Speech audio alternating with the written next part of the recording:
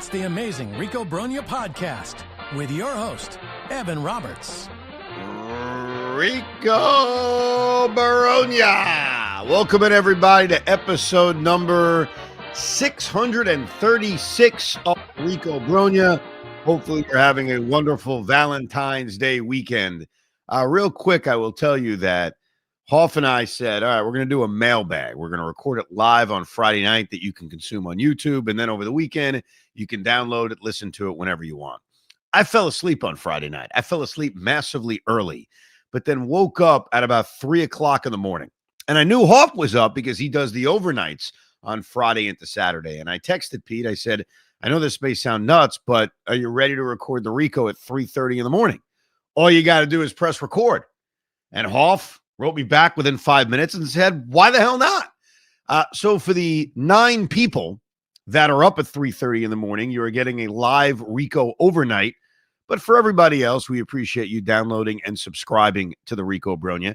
Today is a mailbag. What's fun about the mailbag episodes is we're going to hit on 150 different topics that you decided on, that you've emailed this pod about over the last few weeks and even last month. You can always kind of talk to us by emailing us at thericob@gmail.com. I do have a very exciting announcement. The Rico Brogna is going back to spring training, second straight year. And for the second straight year, we are going to do a live Rico Brogna from the Das Beer Garden. For those that showed up last year, thank you. It was a fun time. The Das Beer Garden is located in Jupiter, Florida. It's right near Roger Dean Stadium where the Mets were playing a Saturday night game. It's a little bit different this year in that the Mets are playing a Saturday afternoon game on, hold on, let me get the exact date. I think it's Saturday, March 8th, but I want to confirm. I forget the dates. That's the thing that I always get confused about. See, Saturday, March 7th. Wanted to get that right. The Mets are playing a day game that day. And then after the game, come on by to Das Beer Garden, and we're going to do a live Rico, a 4:30 Rico Brogna, right around 4:30. Obviously, there's a baseball game, depending on how long or how short it is. So if you are planning to come to spring training, if you're thinking about coming to spring training, or you're one of the Ricoers that live down in Florida, we're coming down there. We're going to give you a live broadcast if you want to hang out on Saturday, March 7th at around 4:30 at Das Beer Garden. So come on out, and we'll be there all weekend. So we look forward to that. Quick thought before we get started, and you guys dictate where this Rico is going based on your mailbag.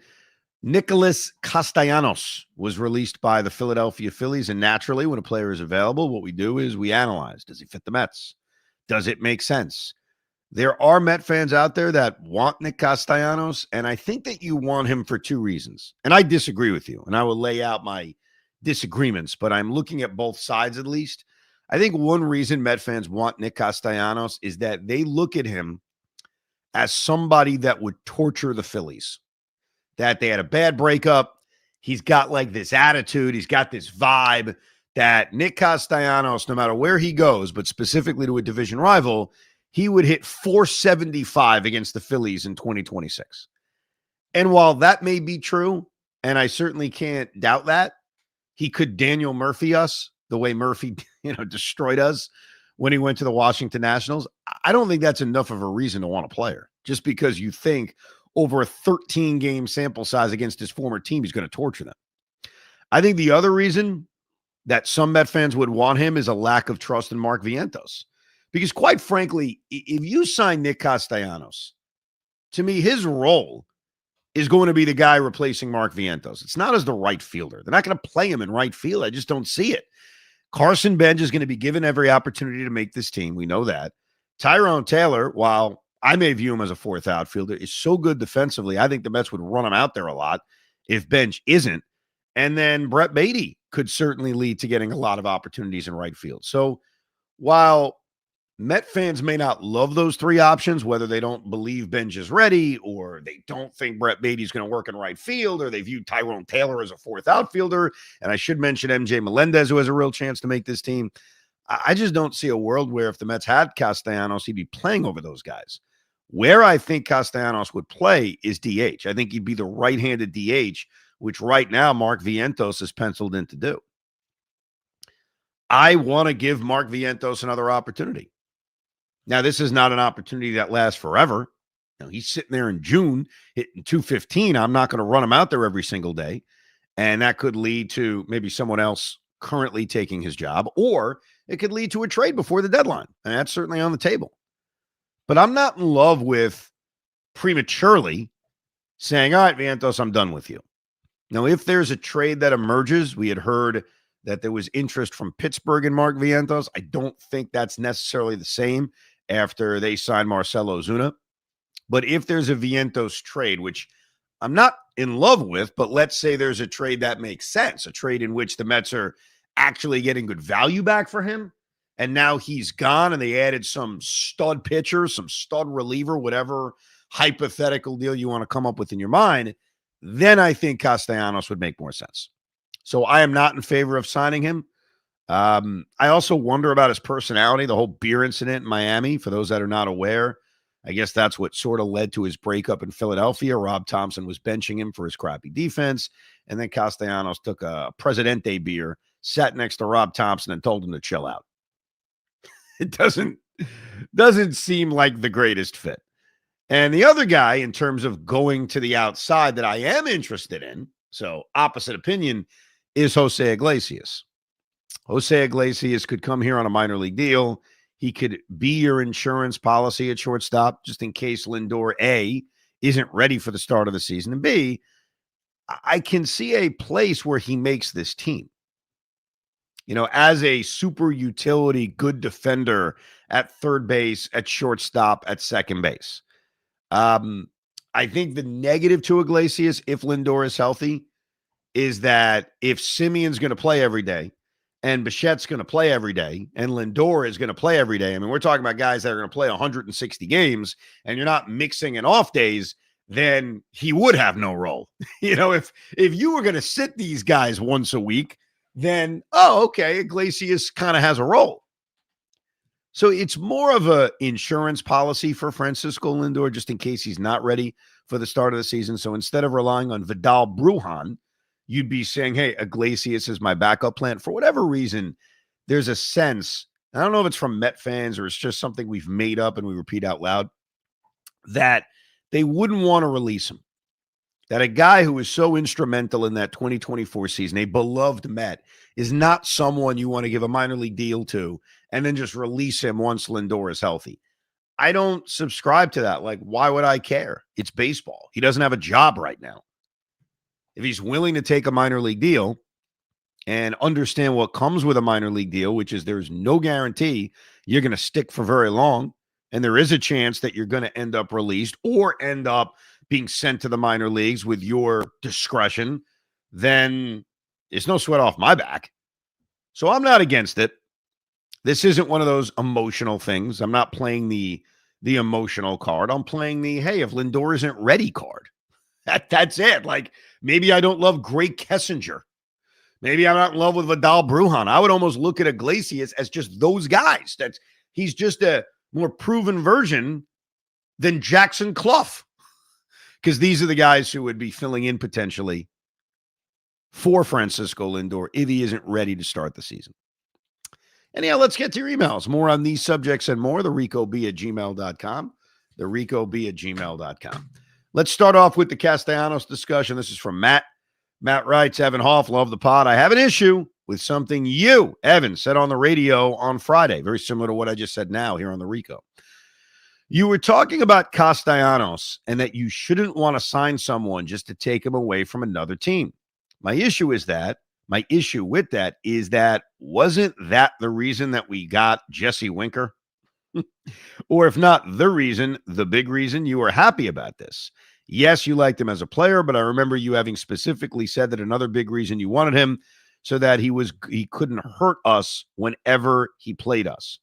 I think a flyer on Castellanos would be perfect. It takes the pressure off Benj, and someone is going to get hurt. So I can feel it perfectly in right. Let me see. So I feel he can fit perfectly in right or DH. If he's bad, you can always cut him. All the best, Matt. He also writes, P.S. Tell Hoff he needs to be featured more on the radio. We'll leave it at that, Joe Beningo. Hoff will appreciate that. So when they acquired Jesse Winker, a guy I wanted them to acquire. Forget signing him, re-signing him as a free agent. I'm talking about the trade that they made at the deadline 2 years ago. Yes, I wanted him. It was one of those deals that I wanted before they got him. Like I was pushing for Jesse Winker. And yes, I would cite how he kills us.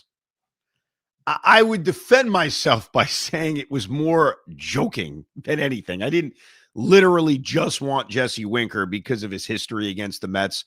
I thought he was a useful ball player. I thought he fit the team well. The issue I have, Matt, with your point is that I don't think he'd end up as insurance in right field for Carson Bench. I don't think he'd play right field. As much as there's been criticism of David Stearns for being hypocritical about defense, he really has tried to make this a better defensive team.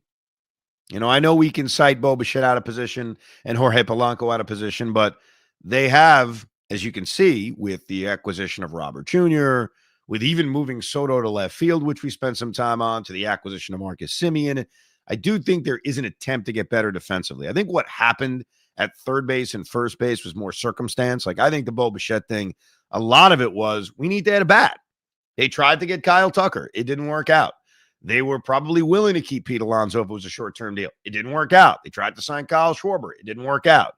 And so I think not that Bo Bichette wasn't a great option, but yeah, it wasn't ideal in terms of the defensive fit, but they had to add a bat. And I think there's a confidence that Bichette will actually turn into a decent third baseman. So not to defend David Stern and run prevention, but I don't think they're just ignoring it. And I think signing Castellanos and then playing him in right field would be ignoring it. So I don't think they would play him in right field. So I regret. This is what happens when you do a Rico at 3:30 in the morning. I'm bad with words anyway. I reject the notion that he'd be the right fielder. Michael writes, guys, I'm going to give the Mets a C- for the offseason. The grace is only that high as a result of the last-second additions of Bichette and Peralta. Overall, I do not think this team is better than last year's. There are question marks all over the place, and that traditionally has not boded well for this team. I don't think the offense will be very good. Marcus Semien is shot at the plate, and Robert has done nothing of note since his one big year in 2023. Unfortunately, I think we know that Alvarez, Beatty, and Vientos are at this point players that have potential and flash decent stretches who are not good enough to be relied upon for consistent production. Fact of the matter is, this lineup is very thin following the top three hitters of the order. As for the starting pitching, of course it's better. How could it be worse? Adding Peralta at least gives them a presence that the other teams will fear every 5 or 6 days, but the rest of the rotation is basically the same. Why should I have faith that Minaya or Senga will be able to turn it around? How do we know Holmes is capable of taking the next step in his development as a starter? Was Peterson's first half last year the outlier in what he was otherwise been a very volatile career? Aside from Peralta and McLean, I'm not seeing how this rotation is good enough to get this team to the playoffs. And as far as the bullpen, I think it's deeper, but in no way can we say it's better than last year when it lacks the lights-out ace. I don't trust Devin Williams at all. When was the last time a closer came here and rediscovered his old form? I rest my case. I project this to be an 80-win team, though here's hoping I'm wrong. Well, Michael, that was quite a takedown of this offseason. I think you really tried to find the negative in just about everything. In terms of the offense, like specifically Marcus Semien is shot. The last 2 years, Marcus Semien has looked like a declining offensive player. There's no denying it. I have cited George Springer as another veteran who really out of nowhere could have a resurrection, and sometimes a change of scenery can help. I know that didn't happen with George Springer, but I'm not ready to just fully agree that Marcus Semien is shot. I think there is a possibility, in fact, a likelihood in my mind that he'll have a bounce back year. I don't think it's going to be MVP bounce back year. I don't think it's going to be George Springer. But I think Marcus Semien, I'll make this prediction right now as we record this on Valentine's Day, 2026. I think he'll put up better offensive production than a year ago. Robert Jr., we've talked about. I think he is a absolute change of scenery guy. He's still young. You put him in a professional locker room. Scott Boras revealed he was working out with Juan Soto during the offseason. So with those two players specifically, I can see them performing better. Look, the fits and starts on Beatty, Alvarez, and Vientos are tough to argue. They are still young, but they've been in the majors for a while, and it feels like it is more inconsistent than anything else. I think you're wrong about the starting pitching. The starting pitching has a chance to be very, very good for this reason. You can't minimize that the top of the rotation, the very tippy top, the 1 and the 2, is completely different than last year. It's not a little different. It's completely different. They added a proven give me the ball every 5 days in Freddie Peralta. And we all love Nolan McLean. I know there's uncertainty because it's his rookie season, and who knows if he's going to build off of what he did in the brief time he was in the majors. But Nolan McLean and Freddie Peralta leading your rotation is very different than the rotation they had last year. And so what that does going into the start of the year, I know I feel this way, is the reliance on Kodai Senga and Sean Manaea are completely different. You now almost view them as back of the rotation arms. I mean, I've even suggested, not that they're going to do it, but I've suggested that they should tag team those guys, that they should be the guys who go 4 innings apiece, as we saw late last season. So I think they're better than what you think. My initial reaction about a week ago when we did, not initial reaction, because I guess I had the offseason to think about it, my pre-spring training analysis when we were breaking down 25 versus 26 is that this is a better team and this should be a team in the high 80s. Is that good enough? I mean, I guess that's up to interpretation, right? Like, I did this with Yankee fans on Friday, so I guess I'll do it here on the Rico with Met fans. I said to Yankee fans, I said, I'm giving you 94 wins. That's the win total you've had the last 2 years. In 2024, it was good enough to have the best record in the American League, and you went to the World Series. In 2025, it was good enough to be tied for the best record in the American League, but lose a tiebreaker, and you got knocked out in the divisional series. But if I told you right now, Yankee fans, 94 wins, do you sign for it? So if I play that game with my fellow Met fans, that number isn't going to be 94 because we would clearly all sign for it. I would say 88. If I told you right now, the New York Mets are going to win 88 games, would you sign for it? I think there'll be a very mixed reaction to that. And I think the reason why is that 88 is not a playoff guarantee. In 2024, 88 games would have made the Mets a game short of the postseason. They won 89 and they won on a tiebreaker. In 2025, last season, the year we're all licking our wounds from, 88 would have been more than enough. They would have made the playoffs by 5 games. So that's why, do you take it? I don't know. You guys tell me. Would you sign right now for 88 wins? That's what I think they are, by the way. I hope I'm wrong. I hope it's 98 wins, but that's my feeling in this moment. Tyler writes, Evan, let me just say this. I love the Rico, listen to every episode. I just listened to the Lindor injury one, and I completely disagree with the point that you made. I don't care if it's opening day or the last game of the season. Every game matters. Take, for example, last year, the Mets end up with a tiebreaker with the Reds and miss the playoffs. 2024, the Mets make the playoffs due to a tiebreaker. And 2022, the Mets lose the division because of a tiebreaker. Game 1 and Game 162 all matter the same. Yeah, Tyler is referring to my comment that if Lindor isn't ready for opening day, it's not a big deal. It's symbolic. So you're obviously right. I mean, how could anyone argue when you look at the last 3 significant seasons in Met history? Playoff year of 22 where they lose the division, playoff year of 24, non-playoff year of 25. You are right. They all were impacted by tiebreakers, which is why nobody can mock me when I start to bring up tiebreakers in April and May. And I remember Hoff in 2024 would laugh, you're bringing up the tiebreakers again. I couldn't have been more prophetic when you look at how it's impacted this team. So I get it. I totally get the idea of, well, every game matters. How can you say not when you look at the impacts of those 3 seasons? Yes, that is true. But as Aaron Boone once said, it's a long-ass season.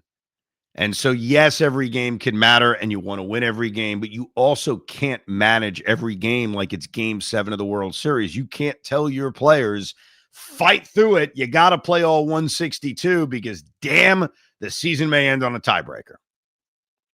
So the way I would kind of meet in the middle on this is that you got to be smart with your veteran players. You have to be smart when guys are hurt. You've got to be smart with pushing starting pitchers in April. You can't treat every game like it's the postseason. But should you pick certain games in certain series where you say, hey, this matters a little bit more? Absolutely. I think you could tell coming out of the All-Star break against Cincinnati, hey, those games are going to matter more. I think games against Philadelphia, games against Atlanta, they're going to matter a little bit more. Now, you can't always predict it because as nuts as what I'm about to say is, it could happen. The Mets play the Pirates to start the year. Is it possible the Pirates have this renaissance year, win 88 games and finish tied with the Mets for the third wild card spot? Sure. So I get that there are some games you don't know are going to turn out to be big. To our last emailer's point, Tyler, the Mets lose opening day to the Pirates. Lindor doesn't play, but no big deal. He comes back 2 days later, and the Mets lose a tiebreaker to the Pittsburgh Pirates for the third wild card spot. Like, yes, that could happen. But I also think you got to realize it is a long season, and you just can't physically manage every game as if the world's about to end. Is it possible that game will be the determining factor? Of course. But I still think you need to be smart. So while I understand the point, I respect the point. My counter question to you, Tyler, would be, does that mean you have to push every starting pitcher in every single game as far as they can go? Because you never know if that game is going to be the difference between making the playoffs and not making the playoffs. And you can't do that. Chris from Hamilton writes, hey, Evan, I'm a Yankee fan, but I'm a big fan of Evan and Tiki. I think you're missing the big picture of why Juan Soto is moving to left field. With the Mets' locker room issues from last year, we obviously know where Soto stands politically, which leads me to my question. Do you think Soto moved to left field to be less associated with the right? Shut up. I don't think Juan Soto was quoted very much in this or cited very much in the political difference story in the Met locker room. But I wanted to read that because you know what? It did make me chuckle. So thank you for that, Chris. Cliff writes, Evan, this morning, Anthony Castrovinci, he's the baseball reporter. I apologize if I'm mispronouncing his name, but I've read him a few times. Anyhow, this morning, Anthony Castrovinci had a useful article on hamate bone injuries and cited 5 big names that have suffered that injury. I took a look at how many days they missed and whether they suffered any type of meaningful power outage. Here's what I found. Okay, Cliff, my man. Matt Olson, 38 days until MLB return, hit 7 home runs and 6 doubles in his first 28 games back. Ken Griffey Jr., 25 days until his MLB return, hit 13 home runs and 6 doubles in his first 28 games back. Giancarlo Stanton had surgery on June 28th, 2015. Scar tissue cost him the rest of the season. Wow, that's kind of scary. Jose Ramirez, 30 days until his MLB return, which came with only 6 games left in the season. He had 3 home runs in his first 3 games back. He sat in the 4th game back, which also eliminated Cleveland from the postseason, so he did not play in the final 2 meaningless games. Mookie Betts did not have surgery, rested 26 days, and had 7 home runs in his first 26 games back, 111 plate appearances back, which is a pace for 41 home runs. Setting Giancarlo Stanton aside, no one missed more than 38 days, and none of them had any loss of power over the first month after their return. Another note is that as Lindor is a switch hitter, he has an edge. Any lingering pain should impact him less while hitting left-handed, which represented 69% of his 2025 plate appearances. Cliff. That's interesting. I like those facts. I mean, they certainly help at least push back on the notion that Lindor is going to lose any kind of power. The problem is you used just those examples. We had Francisco Alvarez last year. And it doesn't mean that Alvarez didn't hit because of the hamate bone injury. It could have just been he's a rookie well, not a rookie, but a young player that is incredibly streaky. All the cases are different. It's an individual basis. And the thing about Lindor is, even if he does struggle coming off the handmade bone injury, I think a lot of us are just going to say, yeah, it's Lindor struggling early, and that it's not necessarily the handmade bone injury impacting him. Steven writes, Evan, I was thinking about a potential lineup construction, and assuming full strength, I actually think it makes all the sense in the world to hit Luis Robert Jr. second in the order between Lindor and Soto. Robert has proven that he can be an impactful bat at the major league level, but he's essentially been the only threat on a dreadful team for years. I think hitting him in front of Juan Soto will maximize the Mets' chances of unlocking him. I know you think protection is overrated, but I think it legitimately exists when someone like Juan Soto is behind you. Well, first of all, Steven, I do not think protection is overrated. So I apologize if you've gotten that wrong impression from me. I believe it does matter. I usually cite how some of the new age thought doesn't think it matters, but I do think it is a factor. Here's the thing, Steven. It's not like the worst idea ever, even though I hate it, because if I would go into a time machine and we jump back 10 years and you were able to cite this to 10 years ago, Evan, I'd love it. And I'd probably tell you how Bobby Valentine used to do this sometimes. A guy would be in a batting slump, and the way to get a guy out of a batting slump is to bat them second. And part of the reason is because some of the pitches they'd get to hit by batting second. So I do not disagree that putting Robert Jr. between Lindor and Soto would maximize your chances at unlocking Luis Robert Jr. I cannot argue with that point. And I do think there's merit into sticking somebody in that slot who you're looking to get the confidence of and to get going. The reason I hate it is because even though those things are true, I am now conditioned to believe that I got to have my three best hitters batting in the first inning. And I'm not conditioned to believe it just because people have told me it. It's because I've just watched it enough to know that gives me the best chance to win. That I want my best hitters not only up early, but I want my best hitters up as often as possible. And if you view batting second versus batting fourth and ask yourself, how many more plate appearances one going to get by batting second versus batting fourth, it adds up. There's a difference. And so if I ask you the question this way and I say, hey, Steven, would you like Luis Robert Jr. to get more at-bats than Bo Bichette? Your answer would probably be no. But your lineup says different. So one of those things, and I'll give you Steven's full lineup, but one of those things where I get the point in theory. I'm not even saying it's dumb, but I need my best hitters 1, 2, 3. Soto, Lindor, Bichette need to hit 1, 2, 3. If Luis Robert Jr. tears the cover off the ball, we could have a different discussion. But think about this. My idea on Robert Jr. is batting him ninth. That's what I have said whenever we've talked about lineups. I want him batting ninth, and it does a couple of things. Number one, it takes the pressure off. But number two, it gives you, Steven, what you want, protection. If you're batting ninth, the guy hitting behind you is the leadoff hitter. So in the case of what Mendoza has suggested, he has suggested that Lindor is going to be the leadoff hitter. Well, if I'm hitting Robert Jr. ninth, he's getting protected by Lindor. If I got what I wanted, which is Juan Soto leading off, he'd be getting protected by Soto, which is exactly what you're citing in your lineup. So let's meet in the middle. Luis Robert Jr. should bat ninth. Thank you. Here is Steven's full lineup. Steven says Lindor, Robert, Soto, Bichette, Polanco, Beatty, Vientos, Alvarez, Simeon, and Bench. JP writes, Jose Iglesias is suspended for the first game of the season because he kind of assaulted the umpires after a blown call in Game 3 versus the Cubs last year. So who's starting opening day? I totally forgot about that. Totally forgot about that. That is true. At the end of the Padres-Cubs wildcard series, there were a lot of angry Padres, including Jose Iglesias, and he did serve some kind of suspension. I took a sip of water. In honor of Marco Rubio, I guess it was the anniversary of the most awkward drink of water the other day. Ron writes, we need a right fielder. We need a major leaguer. A veteran never hurts. We also need to screw the Phillies.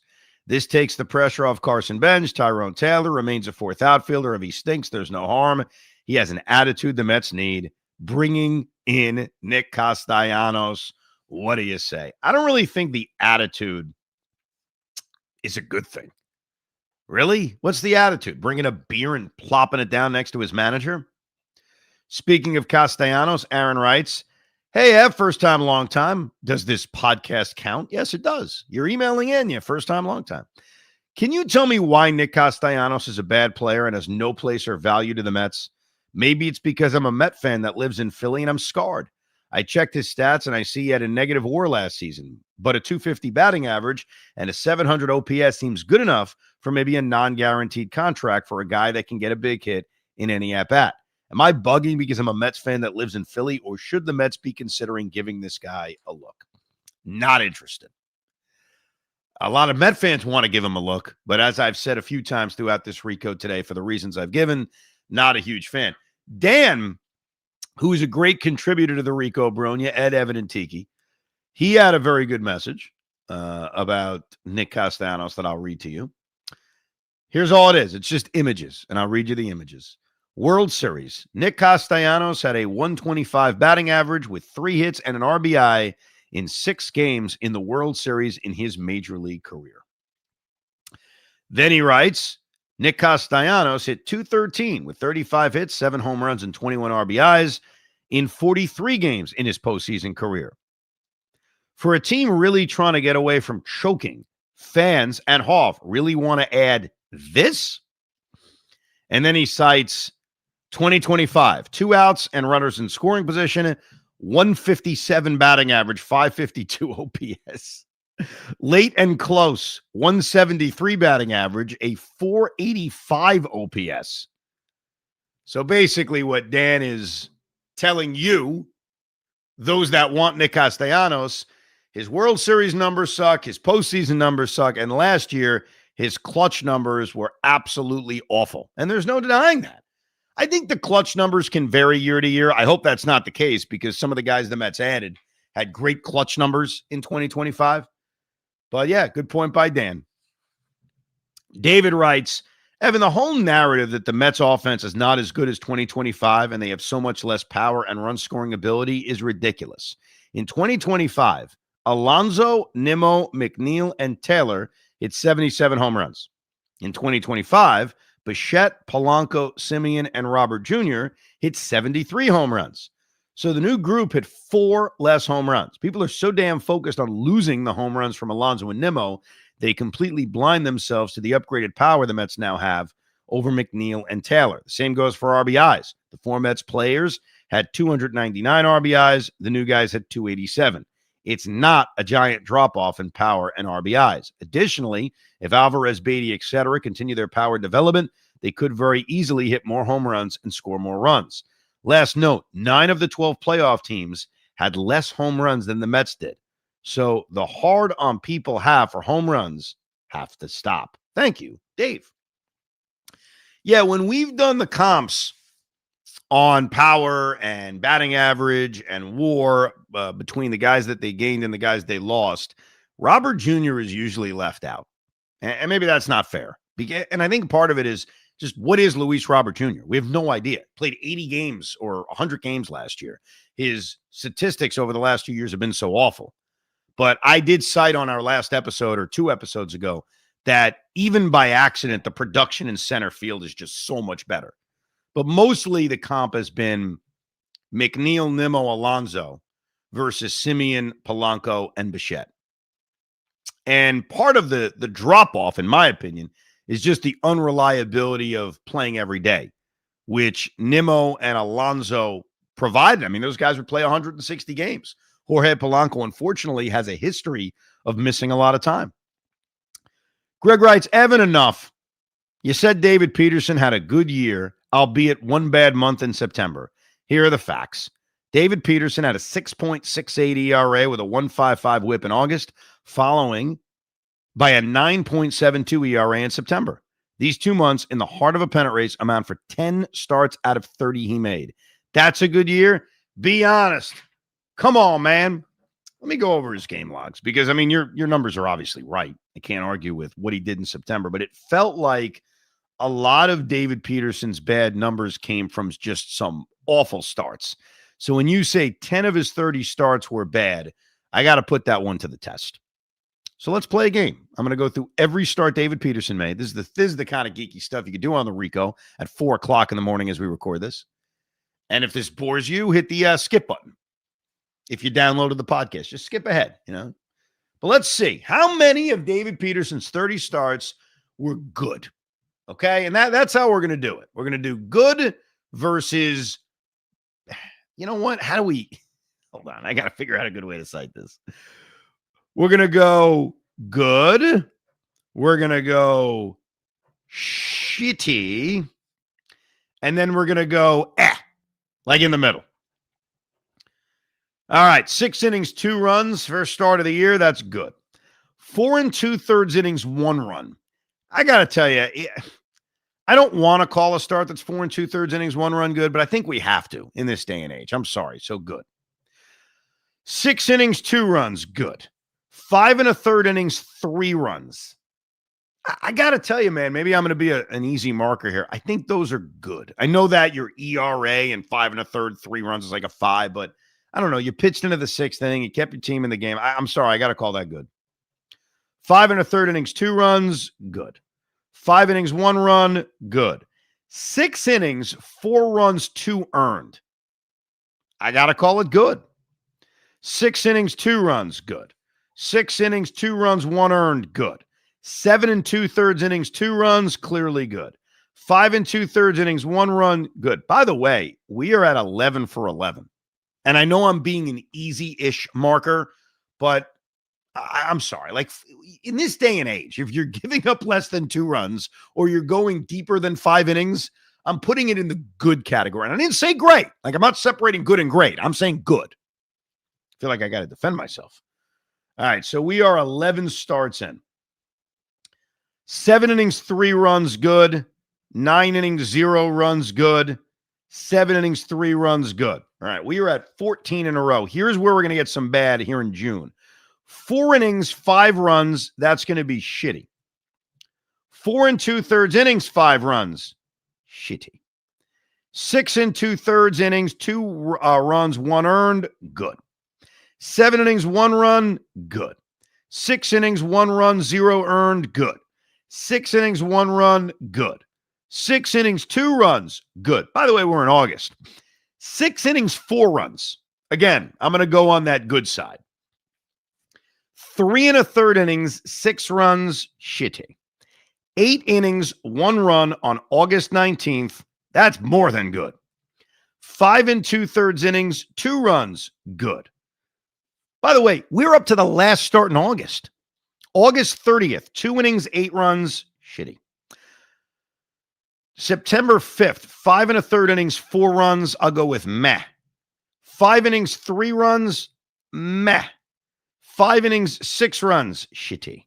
Inning and a third, 5 runs, shitty. So based on that, we got 5, 10, 22 good starts, 2 mess starts, and 6 shitty starts. And by the way, a few of those good, we would probably move to the meh category. We're not going to move it to the shitty category. So I'm sorry, man. I think you're wrong. If you make 30 starts and 6 of them qualify as that's horrible, that's less than a third of your starts. And if 24 are going to be categorized as good to great to, hey, yeah, that's overwhelming. So you can tell me the ERA all day, but in fact, let's go to August because that's what he cited. He said 6.68 ERA in August. Okay.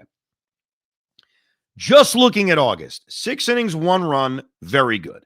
6 innings, 4 runs, meh. I'm not going to say that's crappy, and I'll even take it out of the good. That's meh. 3 1/3, 6 runs, unacceptable, garbage. 8 innings, 1 run, very good. 5 2/3 innings, 2 runs, very good. And then the disaster against Miami, 2 innings, 8 runs. So he makes 6 starts in a month. 2 of them are awful to ruin his ERA. And then 3 of them are good, and 1 of them is average. Is that really the worst month you've ever seen? So, Greg, thank you for calling me out, but you're still wrong. But you can respond. I mean, I just gave you all the information. You have every right to say, all right, here's where you're wrong. All right, let's see what else we have here. Boy, some of these emails I'm reading are from like January. Hopefully they're not too outdated. I apologize. We hadn't done a full mailbag since early January. So that is my bad. We're going to try to do them on a frequent basis throughout spring training and then throughout the season.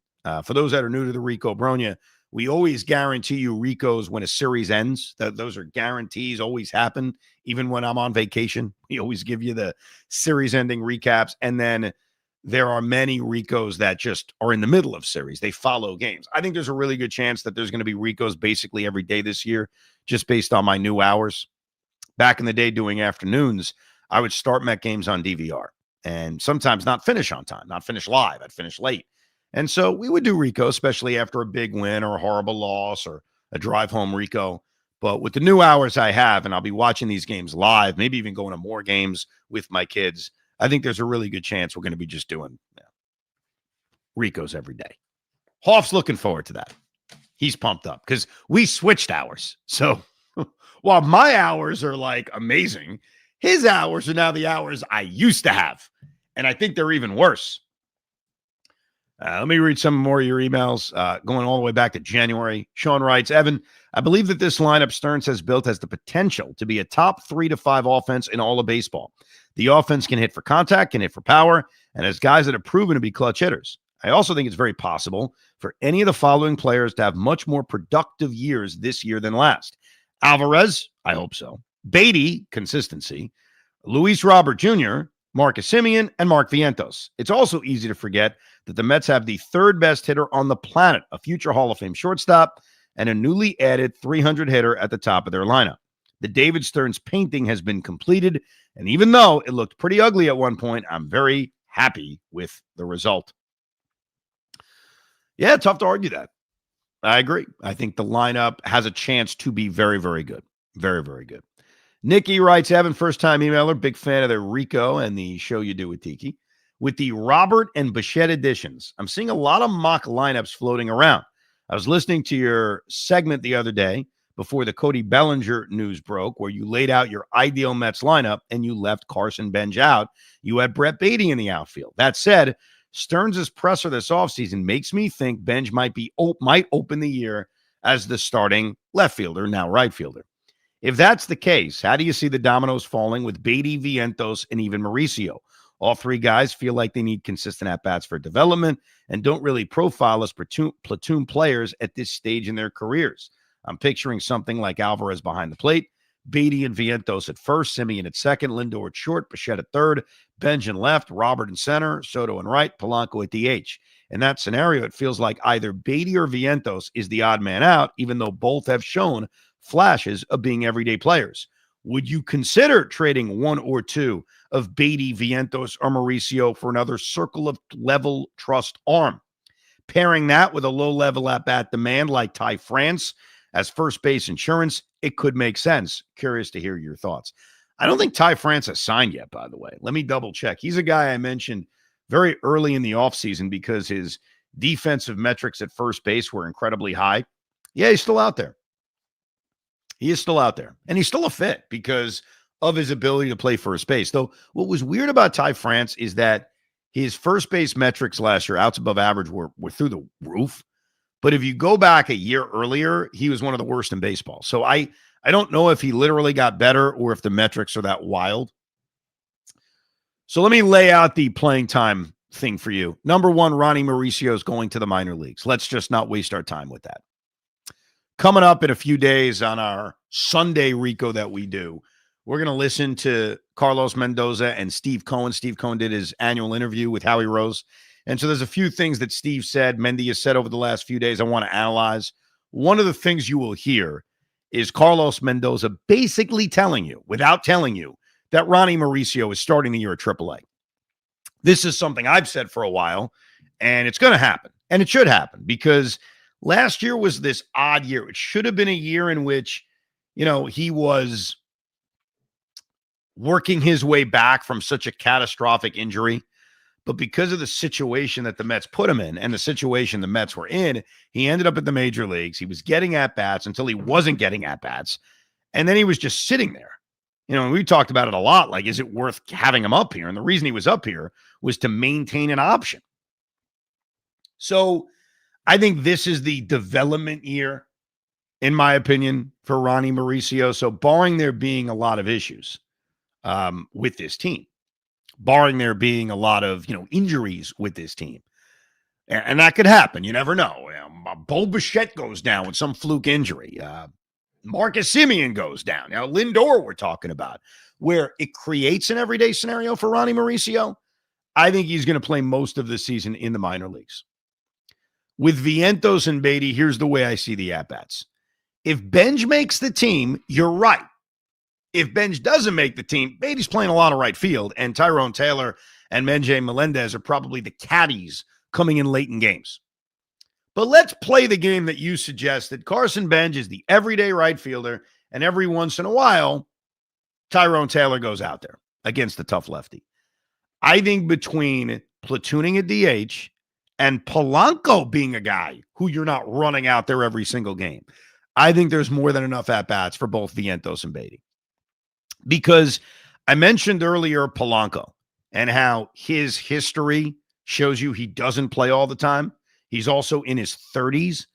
I'm going to assume, and this is an assumption because Mendy hasn't announced it, nor have we seen it in play yet. I think Polanco sits once a week. I do. I think, remember how Jeff McNeil would sit a lot? Whenever I talk about posting and guys who play a lot, I don't really say Jeff McNeil. I say Brendan Nimmo. I said Pete Alonso. I don't say Jeff McNeil. I have a feeling based on his injury history and his age that while Polanco's going to play all the time, I think once a week he's going to sit. And so if he's sitting once a week, that's a day where both Vientos and Beatty are in the lineup. Then you factor in DH days. Then you factor in maybe the day where Benj does sit and Beatty shifts to the outfield. Maybe there's even a day where Bo Bichette doesn't play, though I don't think that's going to be often. And then performance will dictate how many at-bats you get. So I think that's where the playing time is going to come from. And I think there would be plenty of playing time. How about this idea from Sean? I don't know if I'm going to do this, but I may propose this to some of my coworkers. Sean writes, "Hi, Evan. I know you're not a fan of soccer, but there is a Man United fan who has gone viral for not cutting his hair until they win 5 in a row. It has been 500 days, and he is still going. This made me think that you should attempt a similar thing with the Mets. I'm proposing for you not to cut your hair from opening day until the Mets win 6 games in a row. One extra game from the United fan because you can tie in soccer, which makes it harder. If you accept this challenge, I will join you. Let me know what you think." I feel like I've already done this already with the Pete Alonso beard. I actually want to propose it to Sean because it's funnier with a bald guy.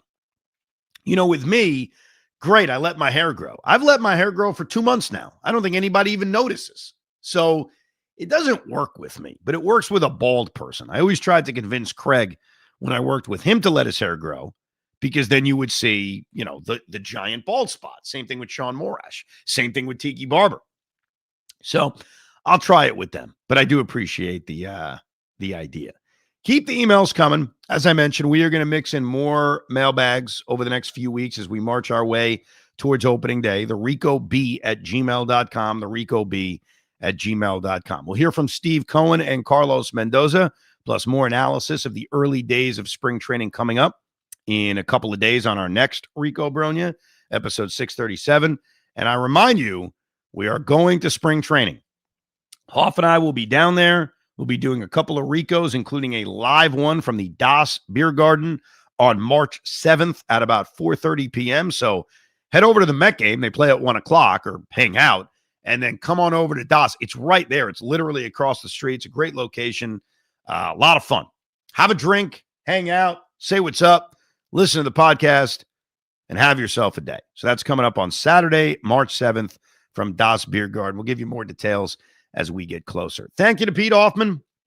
Not easy to be doing an overnight show and then say, okay, I'm going to record a Rico, And thanks to anybody who consumed this live. If you consume this live, I can't imagine there were many people in the YouTube chat today.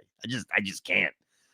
But if you were there, thanks. You experienced overnight Rico Brogna. And for those that have downloaded the podcast, wherever you download your podcast, Spotify, the Odyssey app, the Apple Podcast Store, wherever, thank you very much. We appreciate it. Make sure you subscribe because we pop out Ricos every other day. We're always giving you the Met content. Thank you very much. Thank you for listening to another edition of Rico Brogna. Goodbye. We hope you enjoyed this episode of the Rico Brogna podcast. It's amazing, isn't it? Make sure you download it now to keep it on you at all times.